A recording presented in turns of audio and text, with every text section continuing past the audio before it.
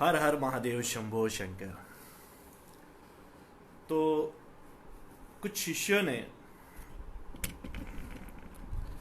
आज मतलब काफ़ी मुझे पर्सनली मैसेज किया, कहा कि गुरुजी आपने काफ़ी अच्छा वीडियो भेजा है सवेरे, इससे पहले कि भी हमने आपके सभी वीडियो देखे। हमें जो है गुरुजी, अभी ये श्रावण का महीना है और सभी लोगों को एक बात रहती है कि मूलतः शिव जी का अभिषेक करते हैं।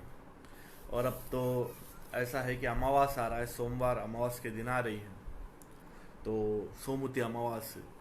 तो एक्चुअल में शिव जी का अभिषेक क्यों किया जाता है और श्रावण का महीना शिव जी को क्यों प्रिय है, श्रावण के महीने में शिव जी की इतनी महत्ता क्यों मानी जाती है। श्रावण के महीना और शिव जी और ये अभिषेक, मतलब ये कहा जाता है कि काफ़ी लोग, मतलब बीच में भी एक मुद्दा रहा, आप लोगों ने भी सुना, काफ़ी लोग मतलब व्हाट्सएप में और फेसबुक में कि क्यों भाई दूध वेस्ट करते हैं शिव जी के ऊपर डाल के, क्यों ऐसा पानी वेस्ट करते हैं, कोई बच्चे को पिला दिया दूध तो अच्छा रहेगा। ऐसा मतलब बकवास भरी, मतलब मूर्खतापूर्ण बातें करते हैं जो शास्त्र के विरुद्ध है, धर्म के विरुद्ध है, जो बिल्कुल गलत है।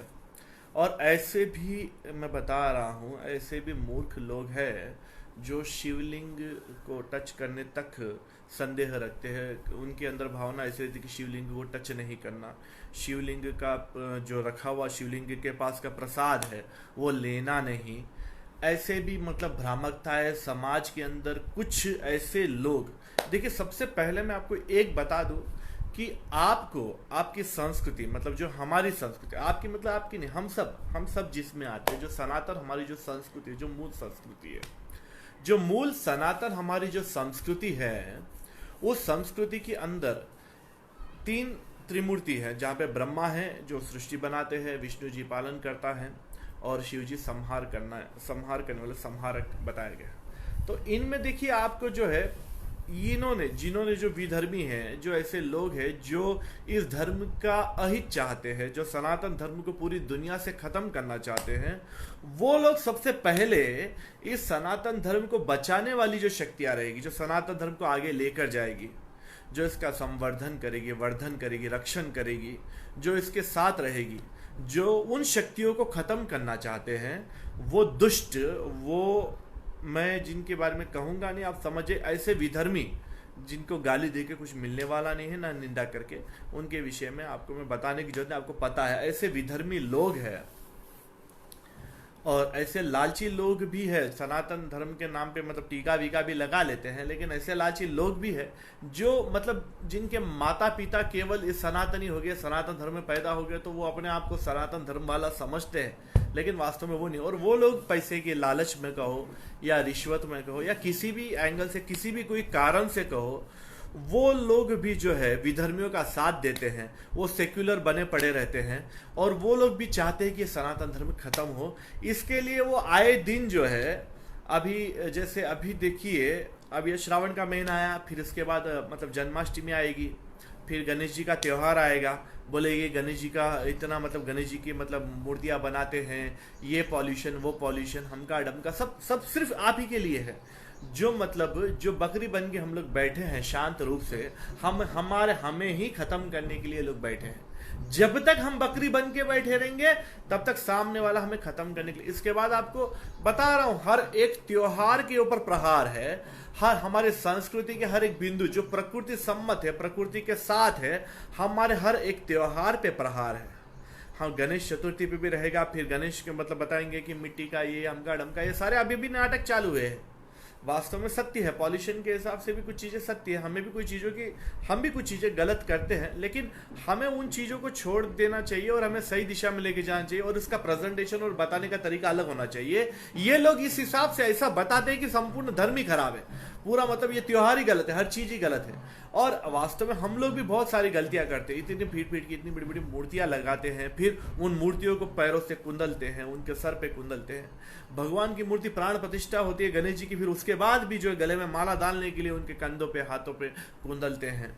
तो ये सारे अपराध है। चलो ये सारी चीज़ें भी अलग चीज़ है, लेकिन जो बाहर विधर्मी है ये इन सब चीज़ों का मजा लेते हैं और इनको और बड़ा करके चढ़ा करके हमें बताते हैं कि मतलब बिल्कुल हर चीज़ को। और वास्तव में क्या है कि पिछले दिनों काफ़ी कॉमेडियन लोगों ने भी काफ़ी मतलब गणेश जी के बारे में अभद्र कहा, काफ़ी लोगों ने भी कहा, तो उनको भी कुछ हमारे हिंदू भाइयों ने उनको भी एक अच्छा सबक सिखाया था। वो भी मैंने फेसबुक पे देखा, आप लोगों ने भी शायद देखा होगा। लेकिन आए दिन जो है हमारे ही त्योहारों पे किया जाता है। तो अभी एक चीज़ तो तकरीबन जो ये जो पीके जो पिक्चर बनाया है वो डायरेक्टर या वो दलिंदर आमिर खान, वो मतलब वहाँ पे पीके पिक्चर में बताता है कि शिव जी पे मतलब दूध ना चढ़ाए, शिव जी पर ये ना करे वो ना करे। तो इन लोगों को दिमाग, इनकी खोपड़ी जो है चलती नहीं, इनको ये चीज़ समझ में आने वाली इनकी मोटी बुद्धि है। ये लोग सिर्फ पैसों के पीछे भागते हैं, इनको प्रकृति से कोई प्रेम नहीं है, ना मानवता से प्रेम है, ना किसी से प्रेम नहीं है। इनको सिर्फ पैसा चाहिए और इनको ऐसा चाहिए कि इनको ऐसा, मुझे तो ये बता रहा हूँ, आपको पता है, इनको खूब पैसा मिलता है इस संस्कृति को खत्म करने के लिए, ऐसा स्पष्ट रूप से सामने दिखता ही है। लेकिन आज मैं आपके एक सवाल, जो सबसे बड़ा सवाल है कि शिव जी पर दूध क्यों चढ़ाया जाता है, ये एक ऐसा रहस्य, शिव जी को अभिषेक क्यों सबसे ज्यादा प्रिय है। देखिए, किसी भी दूसरे भगवान को उतना अभिषेक नहीं किया जाता है, लेकिन शिवलिंग पर अभिषेक किया जाता है। शिव जी की, आपको ये भी पता है कि शिव जी की मूर्ति से ज्यादा उनके लिंग की पूजा होती है, और शिवलिंग पर अभिषेक क्यों चढ़ाया जाता है, ये चीज का जो राज है, जो रहस्य, मतलब शिव जी को अभिषेक क्यों किया जाता है, यह रहस्य, यह राज मैं आज आपको इस वीडियो में मैं बताने वाला हूं। लेकिन आप बड़े ही ध्यान से पूरा की पूरा मेरा ये वीडियो सुने, और मैं उन मेरे शिष्यों को धन्यवाद करूंगा जो इस मेरे पुराने वीडियो तो उन्होंने काफ़ी फॉरवर्ड किए, और उन्होंने मेरे काफ़ी वीडियो फॉरवर्ड करते रहते हैं। ऐसे शिष्यों को भी मैं धन्यवाद कहूँगा, क्योंकि उन लोगों के कारण ही जो है काफ़ी सत्य का ज्ञान चारों ओर फैला है। मेरे को तकरीबन काफ़ी कॉल आते हैं, काफ़ी शिष्य मुझे धन्यवाद करते हैं, और काफ़ी नए नए वीडियो की मांग करते हैं, और नए नए धार्मिक आध्यात्मिक सवाल भी पूछते हैं, और उस सवालों का जवाब भी मैं वीडियो में देता हूं। और वो लोग काफ़ी वीडियो को फॉरवर्ड कर रहे हैं। जो शिष्य मेरे वीडियो को फॉरवर्ड करते हैं और आगे बढ़ाते हैं, और मेरा ज्ञान जिन्होंने फैलाया है, मैं उन सभी शिष्यों को धन्यवाद करता हूं। क्योंकि धन्यवाद, देखो, ग्रेटिट्यूड होना जरूरी है। आज के समाज में ग्रेटिट्यूड खत्म हो गया है। तो चलिए, मैं अभी मेन उस सब्जेक्ट पे आता हूँ, उस बात पे आता हूँ जो ऐसी जिससे आप ये समझ जाइए कि किस प्रकार जो है शिवलिंग पर अभिषेक हम क्यों करते हैं। ये एक साइंटिफिक, इसमें साइंस क्या है, अब सभी लोग साइंस के एंगल से देखते हैं, इसके लिए साइंटिफिक बात है। वैसे तो देखिए, जहां पर सारा ज्ञान खत्म हो जाता है, जहां से सारा ज्ञान या साइंस का खत्म हो जाता है, वहां से भारतीय आध्यात्मिक ज्ञान आरंभ होता है। सबसे पहले ये बात याद रखिए।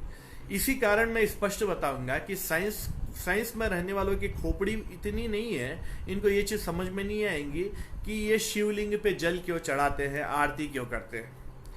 अभी मैं आपको एक उदाहरण भी देता हूं। बोलेंगे गुरुजी आप तो मुझे बेवकूफ बना रहे हैं, ऐसा थोड़ी, तो साइंस तो बहुत महान है, वो महान लोगों ने लिखी। अब बताइए, 100 साल में 1600-1700, इसी 100 साल में 125 वैज्ञानिक विदेशी लोग, महान वैज्ञानिक आ गए। उसी 100 साल के अंदर जो है बल्ब भी इन्वेंट हो गया, उसी 100 साल में करंट बन गया, उसी 100 में इतने पिछड़े जो लोग थे, जिन्हें कपड़ा पहनना भी नहीं आता था, जिन्हें ज्ञान दूर दूर तक पता नहीं था, जिन्हें कुछ भी नहीं पता था, एक नंबर के पिछड़े शब्द बोलते हैं ना, बिल्कुल एक नंबर के घटिया और पिछड़े लोग, जिनको तो ये तक पता नहीं है कि जो लैट्रिन होता है वो कहाँ जाते हैं और क्या करते हैं, कपड़े कैसे पहनते हैं, कैसे बात करते हैं, किस प्रकार रिश्तों में रहा जाता है, किस प्रकार सफाई में रहा जाता है। इस प्रकार के पिछड़े हुए लोग जो ये थे 1198 की या 93 से 98 की बात करें, तो भारत के अंदर भाई विदेशियों ने ही काफी पुस्तकों में लिखा है कि भारत देश में उस समय तक्षशिला और ऐसी बड़ी बड़ी लाइब्रेरी और ऐसे ज्ञान का समुद्र पड़ा था। इसी कारण तो भारत को विश्व गुरु कहा गया था। लेकिन यह बात है कि आज की जो युवा पीढ़ी जो इन चीजों को नहीं जानती, उनसे इस ज्ञान को छुपाया गया है, और उनसे इस ज्ञान को छुपाने के लिए जो तरीका इस्तेमाल किया गया है वो है एजुकेशन सिस्टम। ऐसा एजुकेशन सिस्टम तैयार किया गया है जिसमें भारत का जो वास्तविक वैभव है, भारत का जो वास्तविक ऐश्वर्य है, जो भारत का जो वास्तविक विलास है, जो भारत की जो वास्तविक ज्ञान विद्याएं, जो सब कुछ है, जो भारत की जो संस्कृति, जो सब कुछ है, उस सभी चीजों को छुपाया गया और ऐसा एजुकेशन सिस्टम बनाया गया जिसके अंदर यह बताने की कोशिश की गई यही कि तुम तो लोग पिछड़े हो, तुमको कपड़े पहनना आता नहीं, देखो पैंट शर्ट ही वास्तविक कपड़े हैं, हमका डमका। मतलब आज मतलब हम हमारे जो बच्चे हैं परफ्यूम लगाते हैं, हमका डमका सब कुछ करते हैं ना। तो मैं बता देता हूँ कि साइंस की एक एग्जाम्पल बताता हूँ। मैं कपड़े का भी एक चीज बता देता हूँ, उसके बाद मैं बताऊंगा अभिषेक का क्या है। तो सबसे पहले एक चीज याद रखिए, आपको तो पंच तत्व जिनको पता है मैं उनको बता, जिनको पंच तत्व नहीं पता है मैं उनको बताता हूँ। देखिए, भूमि, जल, अग्नि, वायु, आकाश, ये हो गए पंच तत्व। अब ये पंच तत्व तो सभी लोग सुनते ही, और पंच तत्व सारी दुनिया बनी है, सभी लोग सुनते ही चलते रहता है। लेकिन अब मैं रहस्य बताऊंगा, इन पंच तत्वों का रहस्य क्या है, साइंस के मतलब कॉम्बिनेशन में बताऊंगा, और किस प्रकार ये साइंस पिछड़ी हुई है और साइंस को पढ़ने वाले सारे लोग पिछड़े हुए हैं। मैं उसका एक सीधा साधा एग्जाम्पल आपके सामने भी बताने वाला हूं।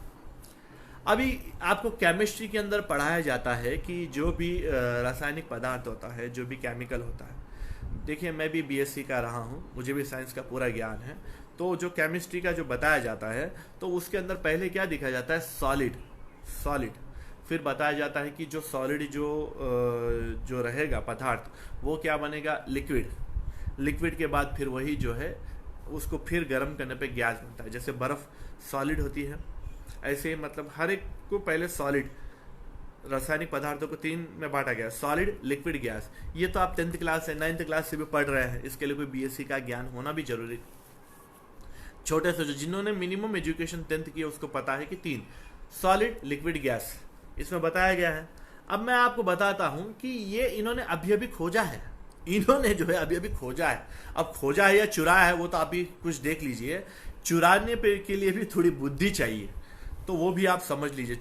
उन्होंने 50% ही चुरा पाए, बाकी की समझ नहीं आया तो इसको बाजू में रख दिया। अब ये होता है कि सॉलिड, लिक्विड, गैस 3 डायमेंशन में हम देखते हैं क्या केमिकल्स को। लेकिन यहाँ पे होता है कि हमारे ऋषियों ने कहा है कि ये जितनी भी सृष्टि है ये 3 डायमेंशन, ये 5 डायमेंशन पे इनके सारे सृष्टि के सारे पदार्थ होते हैं। इसमें तो 3 डायमेंशन तो इन्होंने बता दिया क्योंकि वो आंखों को दिखते हैं, एक सॉलिड, फिर एक लिक्विड, फिर बीच का छोड़ दीजिए, फिर गैस। ये 3 चीजें तो इन्होंने बता दी। लेकिन बीच का जो है 4th डायमेंशन फायर होता है, अग्नि, और जो 5th डायमेंशन होता है वो आकाश। ये फायर और ये आकाश, ये दो डायमेंशन को ये लोग नहीं समझ पाए। फायर और स्काई जो पंच तत्व है, सृष्टि पंच तत्वों से बनी है, 5 डायमेंशन से बनी है, तो इनको ये 2 चीजें समझ में नहीं आई कि what is fire and what is sky. तो ये बताइए कि ये जब 5 डायमेंशन के हमारे ऋषियों के ज्ञान को नहीं समझ पाए, खाली 2 आंखों से देख गए, इन लोगों ने खाली 3 डायमेंशन बताया। और साइंस पूरा जो जितना भी आज ये विकास के नाम पे जो साइंस का जो नाटक है, जो विदेशी लोग हमको दबाते हैं कि तुम पिछड़े हुए, हमारा साइंस विज्ञान है, हम ज्यादा महान है, हमने ही सब कुछ खोजा है। अरे मूर्खो, हमारे देश से तुम लोगों ने सब कुछ चुराया और आज हमें बता रहे हो। तुम्हें तो डायमेंशन तक पता नहीं, खाली 3 ही डायमेंशन बता रहे हो, सॉलिड, लिक्विड, गैस। जहां कि हमारे ऋषि मुनियों ने बताया कि 5 डायमेंशन होते हैं और 5 से ही सब कुछ है, 5 से ही सब कुछ है। इसीलिए इसको क्या बोलते हैं, प्रपंच। हम स्पष्ट में क्या बोलते हैं, हम पूरी दुनिया को हम लोग हर बातचीत में बोलते हैं ये प्रपंच में सब कुछ है। ये प्रपंच शब्द क्या है, ये 5 तत्वों से बना हुआ तत्व प्रपंच है। और तुम लोग तो खाली 3 ही बताते हो। ये बाकी 2 ये लोग इसके लिए नहीं बताते क्योंकि ये जो पिछड़े हुए लोग हैं, जो पीछे गए हुए लोग हैं, इन्होंने चुराते समय भी, चुराने के लिए भी जो ज्ञान चाहिए वो ज्ञान भी इनके पास ठीक से नहीं है। इन्होंने खाली सॉलिड, लिक्विड, गैस ही ये लोग उसके अंदर से निकाल पाए और वहीं पे उन लोगों ने जो भी अपना अंग्रेजी में पूरा कन्वर्ट कर दिया।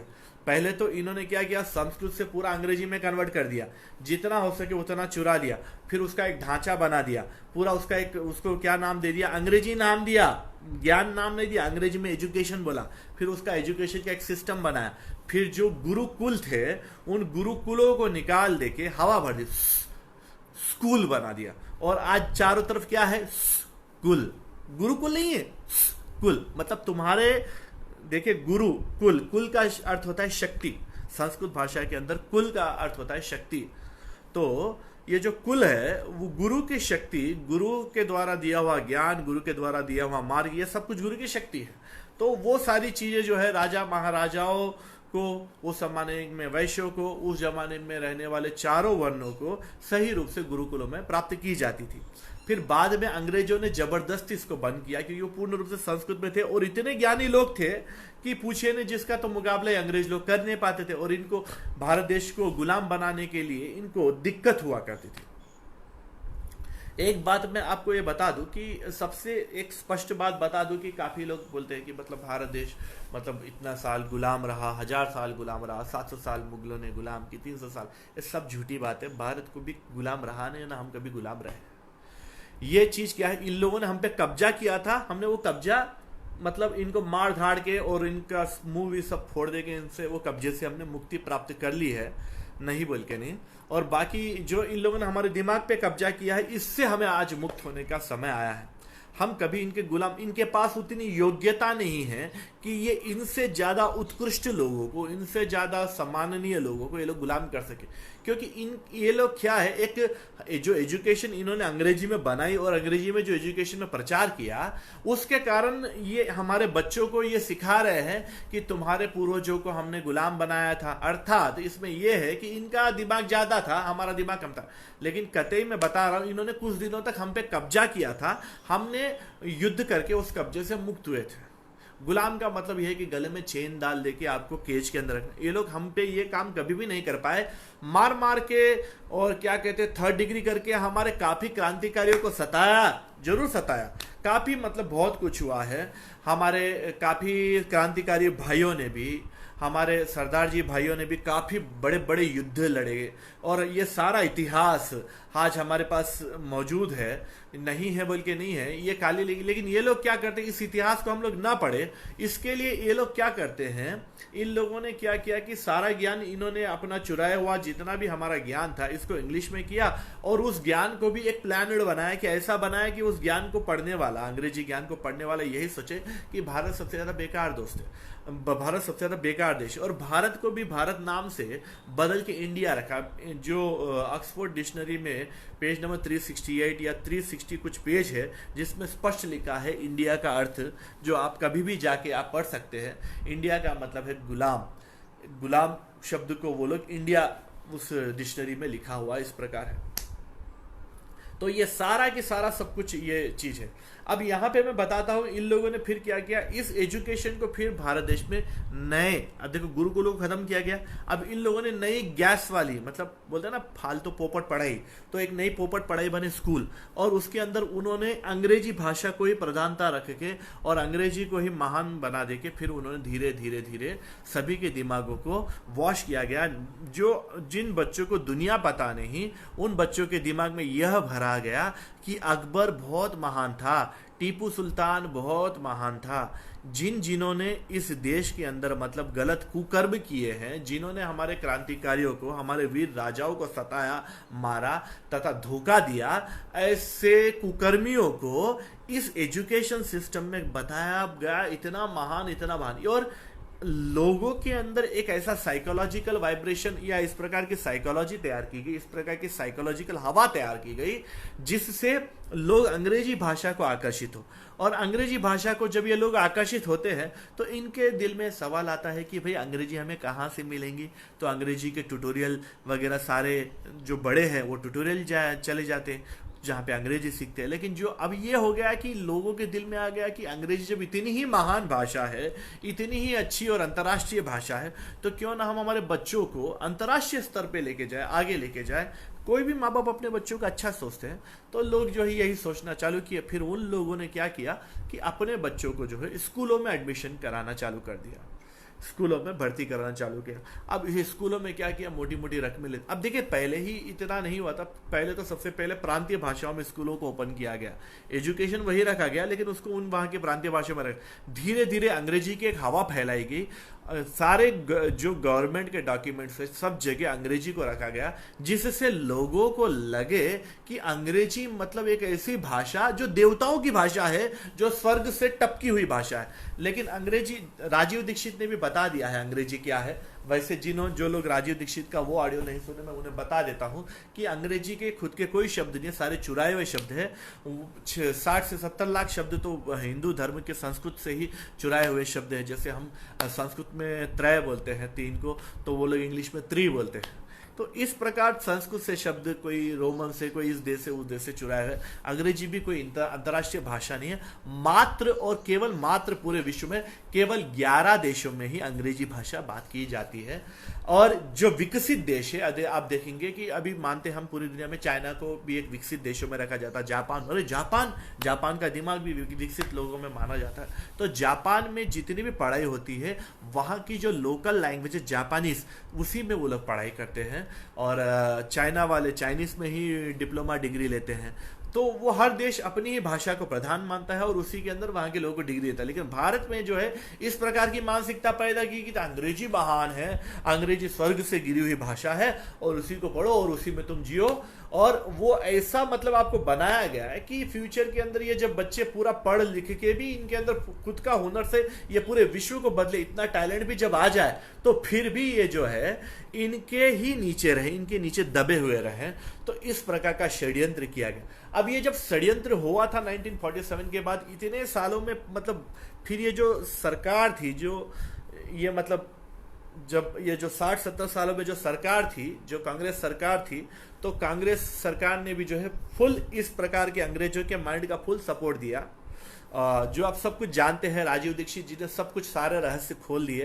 तो ये जो 60 सालों में इस देश का मतलब जितना मतलब इस देश को मतलब मानसिक रूप से, साइकोलॉजिकल रूप से गुलाम बनाना था, ये सारा काम परफेक्टली कांग्रेस ने कर दिया। और आज जो है देश की क्या हालत हुई थी।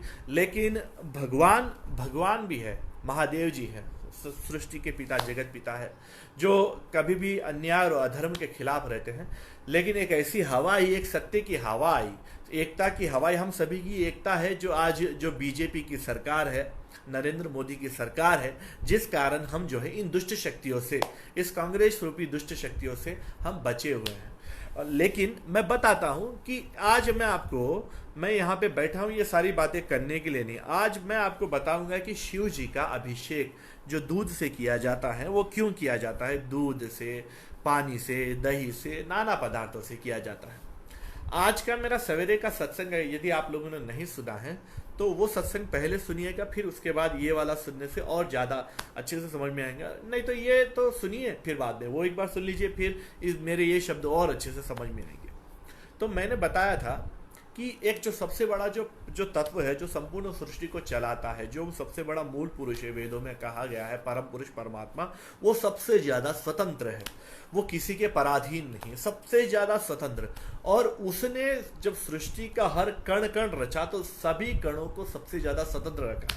अब देखिए, जब माता के गर्भ से कोई भी शिशु पैदा हो, आप देखिए कभी भी किसी माता के गर्भ से यदि कोई शिशु पैदा होता है तो आपने देखा कि उसके हाथ पैर बंधे हुए हैं। आप देखिए कोई भी शिशु पैदा होता है तो उसके हाथ पैर बंधे हुए हैं, ठीक है? नहीं, किसी भी शिशु के हाथ पैर बंधे, मतलब हाथ तो दोनों खुले, और जब वो नंगा ऐसे ऐसे रहता है और ऐसे ऐसे पैर मारते हुए रोते हुए मम्मी मम्मी मम्मी, या माता जी मतलब माँ माँ माँ बोलते हुए ऊ आ रोते हुए मम्मी माँ, जो भी है माता को याद करता है, माँ माँ माँ कहते हुए रोता है, तो हाथ पैर पूरे खुले होते हैं। महादेव ने जो पैदा हुए शिशु से लेकर मरते दम तक सभी को स्वतंत्र रखा है। कभी भी महादेव ने कभी भी किसी, ये जगत के पिता है और वो स्वतंत्र है और सभी तत्वों को स्वतंत्र, चाहे आदमी का बच्चा हो, जानवर का बच्चा, किसी भी जीव का बच्चा, सबको स्वतंत्र रखा है। और महादेव जी स्वयं स्वतंत्र स्वरूप है, स्वच्छंद भैरव रूप है, साक्षात स्वच्छंद भैरव है, और उन्होंने संपूर्ण सृष्टि को स्वतंत्र रखा है। तो यहाँ पे होता है, बाद में बताता हूँ। देखिए, शिव जी को उनके मूल शरीर से ज़्यादा उनको लिंग रूप में पूजा करते हैं, वहाँ से हमें आरंभ करना है, तब जाके हमें शिव के रहस्य, शिव जी के अभिषेक रहस्य को समझ में आएगा। क्योंकि देखिए, भगवान के दो रूप हैं। एक तो वह रूप है निर्गुण निराकार। निर्गुण निराकार मतलब एक ऐसा रूप जिसके लिए आप मतलब आपकी बुद्धि काम नहीं आएगी। उस रूप को समझने के लिए आपकी ये बुद्धि काम में नहीं आएगी, उसके लिए आपकी तीसरी आंख होना चाहिए भगवान के निर्गुण और निराकार रूप को समझने के लिए। भगवान की आप इन दोनों आंखों से जो रूप देख रहे हैं वो सगुण रूप है। महादेव जी का 2 हाथ, 2 पैर, सर पे जटाएं, नाग वगैरह सब सगुण। लेकिन महादेव जी वास्तव में परब्रह्म के अपने जो मूल स्वरूप में रहेंगे वो निर्गुण निराकारी रूप, सभी गुणों से ऊपर, सभी तत्वों से ऊपर, सभी से ऊपर।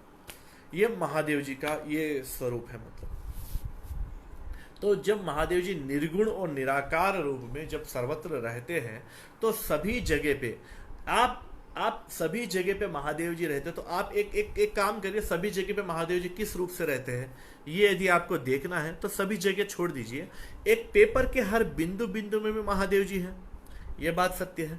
तो एक प्लेन पेपर लीजिए और उस प्लेन पेपर में आप क्या करिए, दो पहाड़ बनाइए और एक सूरज बनाइए और फिर ऊपर पूरा आकाश रखिए। अब फिर ये पूरे आकाश में महादेव जी इस प्रकार की भावना करिए और काले रंग से आप हर जगह पे जो है आपको महादेव जी को समझना है कि ये काला रंगी महादेव जी और हर जगह है। तो आप क्या करेंगे, बिंदु बिंदु बिंदु बिंदु बिंदु बिंदु बिंदु बिंदु एक के बाजू में एक सटा हुआ बिंदु बनाते हुए काले रंग से जाते जाएंगे।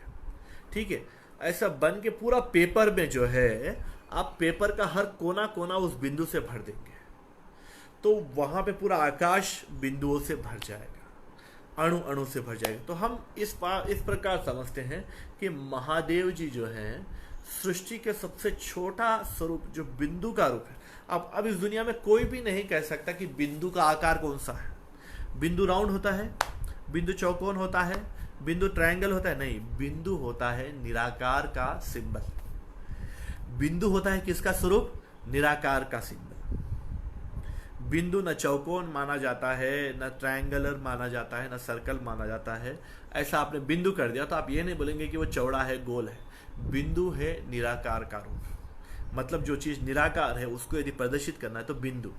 लेकिन वो निराकार जो चीज होती है बिंदु, उसको हम तात्कालिक तब तक टेम्परवरी उसको हम समझने के लिए उस बिंदु के सराउंडिंग एक गोल बना देते हैं। ये जो गोल आकार है, अंडाकार है, इस अंडाकार स्वरूप जो महादेव जी का हर जगह बिंदु रूप में फैले, हर कण कण भी उन्हीं का रूप है, हर कण कण भी जब उन्हीं का रूप है, तो वो अंडाकार जो स्वरूप है, वो सबसे सूक्ष्म जो स्वरूप है, वो सबसे सूक्ष्म स्वरूप को हम क्या अंडाकार मानते हैं, गोल अंडाकार। और उस अंडाकार में जो ये बिंदु है, यही अनंत को मतलब अनंत का सूचक है। तो जो अनंत है और जो ये शून्य है, शून्य भी देखिए गोल गोल रहेगा। अनंत बिंदु है तो उसके सराउंडिंग गोल रह रही है, वो शून्य है। शून्य के भीतर क्या हुआ, अनंत। अर्थात जो अनंत है वही शून्य है और जो शून्य है वो अनंत है। दोनों अलग नहीं, और जब दोनों ये एक हो जाते हैं, जब अनंत और शून्य दोनों एक हो जाते हैं तो ये लिंगाकार, उसी को लिंग माना जाता है। लिंग शब्द के कईयों अर्थ हैं। लिंग सूक्ष्म तत्व को, सृष्टि के सूक्ष्म तत्व को भी हम लिंग ही बताते हैं। अब बिग बैंग थ्योरी आप जानते हैं, तो उसके अंदर बताया जाता है बिग बैंग थ्योरी में कि सबसे पहले एक अणु था जिसका विस्फोट हुआ और फिर उसमें से कईयों आकाश गंगाएं निकली।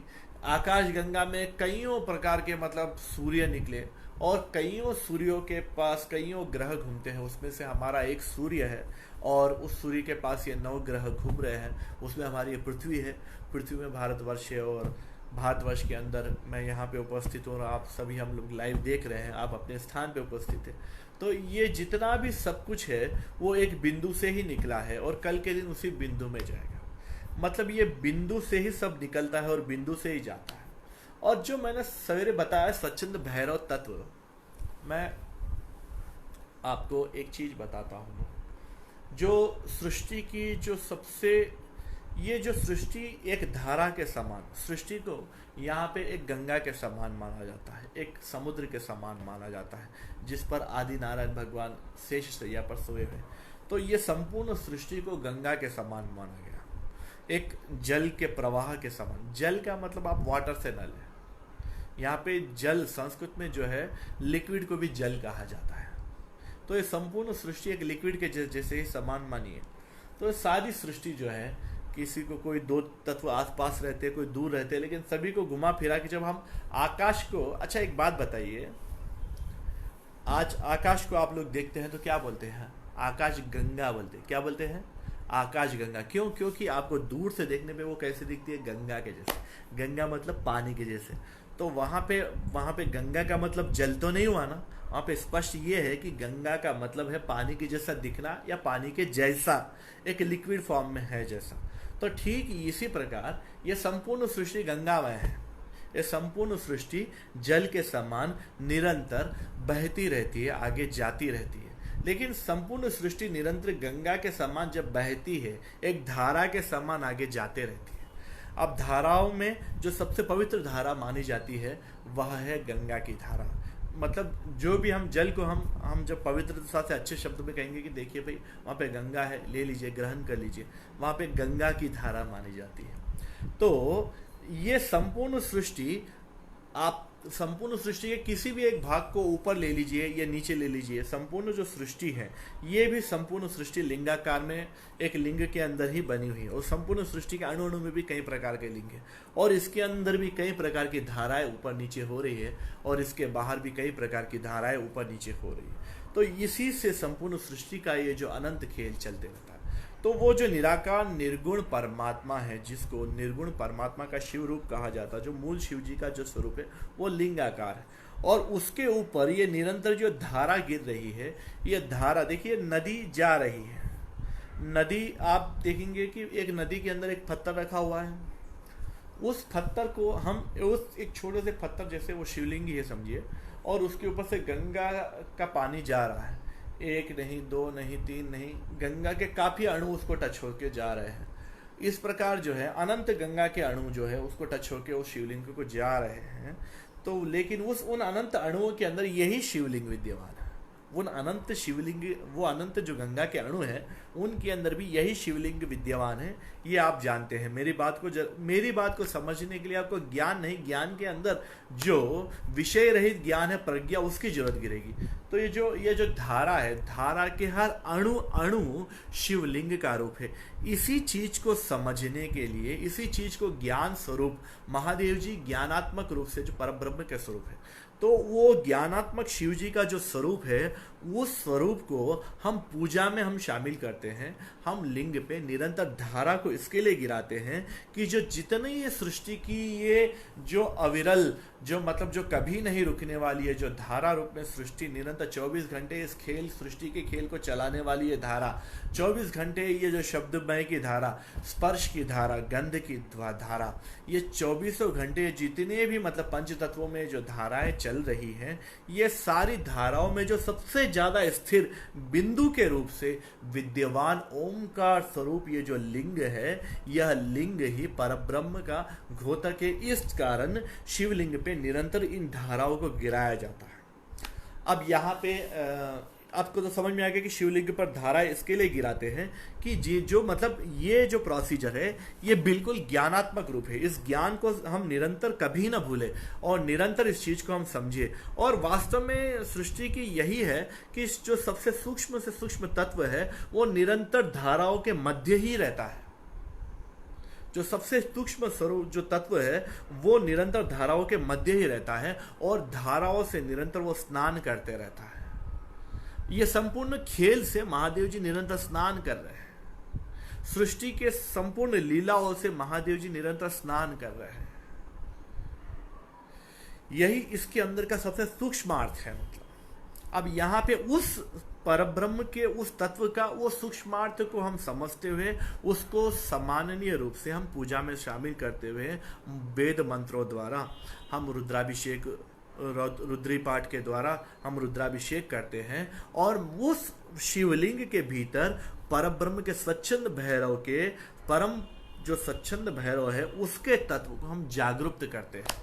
अब जब निरंतर उसके ऊपर हम देखिए, और एक चीज कहा गया है वेदों के अंदर, जल में जो है, जल जो है सभी भगवानों का प्रतिरूप माना जाता है। सभी भगवानों की शक्ति उसमें रह जाती है। बड़े से बड़ी शक्ति भी जल में समाहित हो सकती है, इतनी जल का सामर्थ्य होता है। जब हम वेद मंत्रों के द्वारा जल उसके ऊपर हम डालते रहते हैं, निरंतर वो जब जल गिरते रहता है और हम वेद मंत्र जब पढ़ते रहते हैं, तो वो जल के माध्यम से वो जो सुपर कॉस्मिक एनर्जी होती जो है वो उस लिंग के चारों ओर हो, ऐसा मतलब एक ऐसी धारा का निर्माण करती है। ये धारा अपने आप गोल गोल घूमना चालू करती है और उस लिंग के भीतर एक अपार, एक अनंत शक्ति का निर्माण होता है। और जितना हम मतलब अभिषेक करेंगे उतना उस लिंग के आजू बाजू सुपर कॉस्मिक वेव्स का निर्माण होके बीच में जो है उसका सबसे बड़ा सेंटर पॉइंट का निर्माण होता है। अभी आपको मैं और एक चीज बताता हूं। एक आप अपने घर के अंदर जैसे आप नल खोलेंगे, नल खोल के नीचे आप एक नॉर्मल गोटी को रखिए, देखेंगे पानी जो है गोटी के ऊपर से नीचे गिर रहा है, ठीक है। अब यहाँ पे हम इसको उल्टा रखते हैं, पानी समझो ठहरा हुआ है, पानी समझो ठहरा हुआ है, ये गोटी बड़ी स्पीड से पीछे जा रही है, गोटी बड़ी स्पीड से पीछे जा रही है। इस चीज को यदि हम वीडियो निकालें और गोटी के साथ ही कैमरे को करें, तब हमें यह दिखेगा कि गोटी के ऊपर पानी जो है गिर रहा है। इस चीज को इस प्रकार देखिए, यहाँ पे वास्तव में संपूर्ण सृष्टि ठहरी हुई है, लेकिन संपूर्ण सृष्टि के हर कण में इलेक्ट्रॉन प्रोटॉन भी कुछ काम में आती है, उनकी भी स्पीड कुछ काम में आती है, लेकिन हर कण में अनंत गतिवान जो तत्व है, अनंत गतिवान, जो अनंत से भी अनंत गतिवान तत्व है, वह है परब्रह्म का तत्व।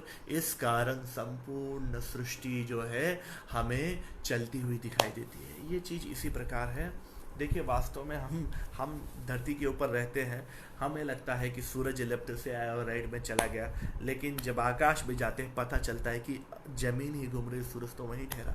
ठीक उसी प्रकार हम महादेव जी पे हम पानी डालते हैं, सब कुछ डालते हैं, तो हमें ये लगता है कि महादेव जी को सबका अभिषेक हो रहा है, लेकिन वास्तव में ये है अभिषेक इस बात का घोतक, इस बात का सूचक है कि सृष्टि के सभी अणुओं में, सभी कणों में, हर जगह पे केवल और केवल यदि सबसे बड़ा जो सुप्रीम तत्व है, सबसे बड़ा जो सुपर नेचुरल कॉस्मिक वेव्स का जो सबसे बड़ा जो मूल बिंदु है, दिव्य शक्तियों का जो मूल बिंदु है, दिव्य ऊर्जाओं का जो मूल बिंदु है, वही है परब्रह्म परमात्मा महाआदि शिव। और उन आदि शिव को वहां पे बिंदु रूप में बताया गया है, वही बिंदु रूप वो शिवलिंग में है। शिवलिंग का जब हम अभिषेक करते हैं तो वहां पे ये सारी ऊर्जाओं के, समझिए कि सृष्टि की संपूर्ण सृष्टि से उनका अभिषेक हो रहा है। और इसको उल्टा देखिए, संपूर्ण सृष्टि जड़ है और हर जगह महादेव जो है अपनी शक्तियों के द्वारा फैले हुए हैं। ये इस चीज को ऐसे भी देख सकते हैं, वैसे हम जो है बिल्कुल अज्ञान में हैं और शिव जी स्वयं ज्ञान है।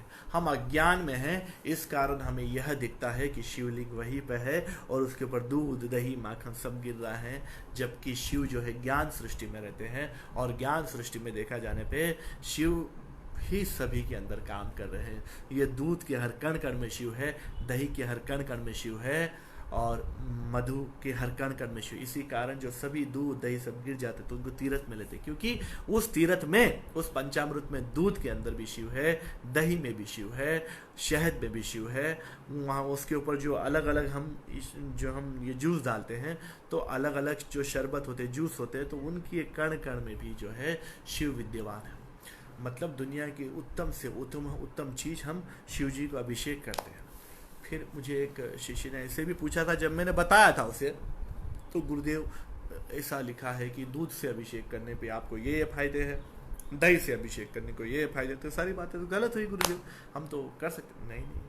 शिव तो हर कण के अंदर जाता है, तो हर कण में शिव अलग अलग रूप से काम करता है। जैसे आप ही होते हैं, जब आप बस में चलेंगे तो आप क्या बोलेंगे, आपको मतलब आपको एक यूनिफॉर्म दे देंगे और आप हो जाएंगे ड्राइवर। जब आप डॉक्टर बनेंगे तो आपको सफ़ेद यूनिफॉर्म दे देंगे, आप डॉक्टर बन जाएंगे, नाम बदलेंगे। इसी प्रकार सृष्टि के हर कण कण में जब शिव जाता है तो उस कण कण के हिसाब से वहाँ के गुण धर्म और हर चीज़ बदल जाते हैं। तो महादेव जी भी जब उन पे दूध का अभिषेक किया जाता है तो वहाँ पे आने वाली ऊर्जाओं का स्वरूप अलग होता है और वो अलग प्रकार का फल देती हैं। जब उनके ऊपर दही डालते हैं तो अलग ऊर्जाएँ होती हैं, जब उन पर नारियल का पानी डाला जाता है तो अलग ऊर्जाएँ होती हैं। इस प्रकार ये सारी चीज़ें अलग अलग ऊर्जाएँ और अलग अलग शक्तियों का जो समुच्चय होता है, मतलब जो घेरा होता है, जो आनंद का घेरा होता है, ये सब कुछ है। ये पंचामृत से अभिषेक का मतलब यहाँ पे यही है कि महादेव जी को आनंद से दूध यहाँ पे दूध से अभिषेक का भी, यहाँ पे सभी चीज़ों में दूध को ज़्यादा मान्यता दी गई अभिषेक में, उसका भी एक पीछे कारण है। आप देखिए, आप थोड़ा लगाने पे हमें पता चलेगा कि एक बच्चा है, एक बच्ची है, कोई भी है, उसने उसके शरीर में जब सबसे पहले माँ का क्या गिरा, दूध गिरा, उसने माँ का दूध पिया, ठीक है। बोलते हैं कि दूध का कर्ज भी बोलते हैं ना, माँ का दूध का कर्ज। तो हमारे माँ के बीच में तो शरीर का अंश तो दिया माँ ने, लेकिन हमारा पालन पोषण सब कुछ कहाँ से हुआ? दूध से हुआ। दूध में तो मतलब संपूर्ण मतलब हर पौष्टिक चीज होती है जो हमारे पालन पोषण के लिए जरूरी है। इसके लिए माँ का दूध बच्चों को पिलाया जाता है। हमारी माँ का पालन पोषण भी उनकी माँ के दूध से हुआ। इस प्रकार हम देखेंगे तो ये पूरी जो लाइन है दूध की ही है। गौ माता दूध से संपूर्ण सृष्टि का पालन पोषण करती है। गौ माता के स्तन के 4 है, 4 वेद का रूप, और वो चारों वेदों को पोषित करती है कामधेनु माता। तो ये दूध जो है सृष्टि में पालन और पोषण के लिए सबसे पवित्र, और सृष्टि के आदि से लेकर सृष्टि के वो पहली शक्ति जिससे सृष्टि में प्राण संचार हुआ, गायत्री की शक्ति, जिसे जो प्राण की माता है, संपूर्ण सृष्टि की जो प्राण शक्ति गायत्री है, वहां से जो दूध की नदी जो बहती है वो सभी जीव राशि, जितनी भी जीव राशियां हैं, सभी को जीवन देती है। और दूध सभी को जीवन देता है, सबसे शुद्ध तत्व है। इस कारण दूध सबसे शुद्ध है। तो प्रकृति ने दूध का रंग क्या रखा? सफेद रखा। और यहाँ पे मैं बता दूं कि दूध का रंग तो सफेद रखा, लेकिन सभी दूधों में सबसे उत्तम दूध होने के कारण गौ माता के दूध का रंग स्वर्ण वर्ण, सोने के रंग जैसा रखा, पीला रंग। मतलब जो सफेद है वो भी 7 प्रकार के रंगों से बनता है। 7 प्रकार के रंग जब एक स्पीड से घुमाया जाता है तो सफेद रंग दिखता है। तो सफेद रंग में 7 रंग होते हैं। तो इन 7 रंगों में भी यदि ये सबसे लाइट कलर देखा जाए, देखिए 7 कलर कौन से हो गए? एक पिंक हो गया, एक वायलेट हो गया, एक स्काई ब्लू हो गया, एक ग्रीन हो गया। मैं थोड़ा आप लोगों को समझने के लिए बता रहा हूँ, उतनी ज़्यादा भी आप लोग हिंदू मतलब काफ़ी लोग कंफ्यूज होते हैं। फिर येलो है, ऑरेंज है, फिर रेड है, ये 7 कलर हो गए। तो इन 7 कलरों में भी यदि सबसे हम उजला हुआ या संपूर्ण सृष्टि में दिव्यत्व देने वाला कलर हम देखेंगे तो येलो कलर है। यदि सत्य का कलर सफेद है तो उस सत्य में रहने वाली दिव्य गुण, तेज का जो कलर है वो येलो है, पीला है। तो वो सोने का रंग है। और वही सोने का जो रंग है वो दूध, हमारी गौ माता का जो दूध है वो सोने का है, दूध नहीं है, वो सोने का दूध है।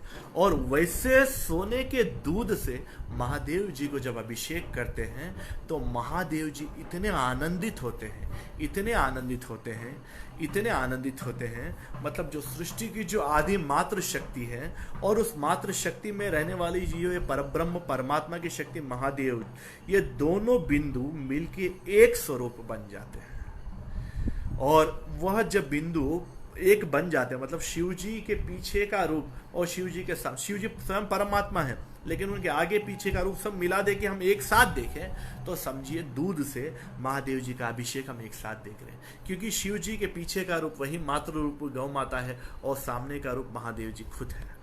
तो ये जो दूध से महादेव जी का अभिषेक करते हैं, सृष्टि की सुपर कॉस्मिक जो वेव होती है, सुप्रीम, सुपर से भी ऊपर जो सुप्रीम मदर कॉस्मिक वेव्स को हम यदि हमें लेना है, जिससे हमारी आंतरिक जो शक्ति है, शांति कला, फिर शांति कला से शांत्यातीत कला, शांत्यातीत कला से फिर आनंद कला, आनंद कला से आनंदातीत कला, आनंदातीत कला से फिर हम और ऊपर जाएंगे ब्रह्म आनंदातीत कला, ब्रह्म आनंदातीत कला से फिर हम परमानंदातीत कला। तो इस प्रकार हम परमातीत कलाओं से भी ऊंचे, हम जो कला से भी हम ऊपर होके उस अकल, उस कलाओं के भी अधिपति महाकाल की जो ऊर्जा है उसको हम प्राप्त करते हैं। तो इतना बड़ा सौभाग्य, ये मैंने आध्यात्मिक रूप से जो है महादेव जी का जो अभिषेक होता है उसका रहस्य मैंने आप सभी को आज बताया है। ये मेरा सौभाग्य है कि आप सभी लोगों को यह ज्ञान मैं दे रहा हूँ। वैसे यह ज्ञान मुझे आप लोगों को देने की औकात नहीं है। मैं जितना भी यहाँ पे ज्ञान दे रहा हूँ मेरे पास कोई औकात नहीं। ये मेरे मुख से जो है यहाँ पे जो है ये इन चारों के बीच में, यहाँ पे शिखा और यहाँ इसके और इन दोनों इन कानों के बीच में जो एक बिंदु है, वो बिंदु के बीच में इतना लिक्विड है जी, जिसे साइंटिस्ट आत्मा कहते हैं और मैं उसे महादेव का स्वरूप कहता हूँ। वो महादेव से निरंतर जो ज्ञान की गंगा है ये मुख से निकल रही है और मैं आप सभी लोगों की सेवा में ये ज्ञान की गंगा रख रहा हूँ, जिनसे आप सभी का उद्धार हो। मुझे किसी प्रकार का ज्ञान का कोई ये नहीं है। मुझे तो आनंद प्राप्त होता है जब मैं आप सभी को ये सारे रहस्य बताता हूँ। यदि आपके दिल में भी कभी भी कोई भी सवाल हो तो आप निसंकोच मुझे पूछिए और इस ज्ञान की गंगा से आप नहाइए। हर हर महादेव, शंभो शंकर। वैसे आज जो मैंने सवेरे आपको स्वच्छंद भैरव का बारे में जो बताया, उसकी स्वतंत्रता के जो वेव्स बताए, उन वेव्स के बारे में मैं आपको और बताने वाला हूं। मैं कल बताऊंगा। कल सवेरे ऑनलाइन रहूंगा। मैं कल सवेरे ठीक 5 बजे मैं ऑनलाइन रहूंगा, आपके सामने रहूंगा। आप लोग बैठ जाइएगा और सुनिएगा कि किस प्रकार सृष्टि की रचना महादेव ने की, किस प्रकार सृष्टि को महादेव जी ने फैलाया। हर हर महादेव, शंभो शंकर। जय भोलेनाथ।